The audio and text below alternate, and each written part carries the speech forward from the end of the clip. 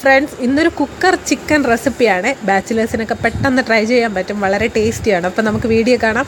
ആദ്യം തന്നെ ഒരു പാത്രത്തിലോട്ട് ചിക്കൻ കഴുകി വൃത്തിയാക്കി വെച്ചിട്ടുണ്ട്. അതിലോട്ട് മസാലകളെല്ലാം തേച്ച് കുറച്ച് നേരം റെസ്റ്റ് ചെയ്യാനായിട്ട് വയ്ക്കാം. അപ്പോഴേക്കും എന്താ കുക്കർ വെച്ചിട്ടുണ്ട്. കുറച്ച് ഓയിൽ ഒഴിച്ചു, കടുക് താളിച്ചിട്ട് സവാളയും ചെറിയ ഉള്ളിയും കൂടെ ചേർത്ത് നന്നായിട്ട് വഴറ്റിയെടുക്കാം കേട്ടോ.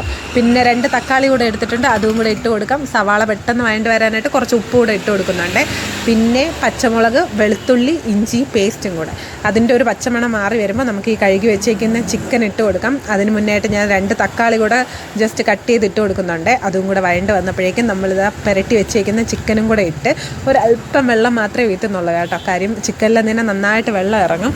ഇനി ചിക്കനിലോട്ട് നമുക്ക് ബാക്കി മസാലകളൊക്കെ ഇട്ട് കൊടുക്കാം.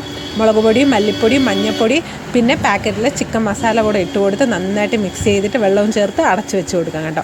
ഒരു വിസിൽ വന്ന് കഴിഞ്ഞപ്പോൾ തന്നെ ഞാൻ ഓപ്പൺ ചെയ്തായിരുന്നു. എയറൊക്കെ പോയി കഴിഞ്ഞിട്ട് അപ്പോൾ കുറച്ച് വെള്ളം നിൽപ്പുണ്ട്. അപ്പോൾ അതും കൂടെ നമുക്കൊന്ന് വറ്റിച്ചെടുത്ത് കഴിഞ്ഞാൽ ചിക്കൻ റെഡി ആയിട്ടുണ്ട് കേട്ടോ. നല്ല ടേസ്റ്റാണ്, നല്ല തിക്ക് ഗ്രേവിയാണ് കേട്ടോ. കുറച്ച് കറിവേപ്പിലൂടെ ഇട്ട് ഗാർണിഷ് ചെയ്താൽ സാധനം റെഡി.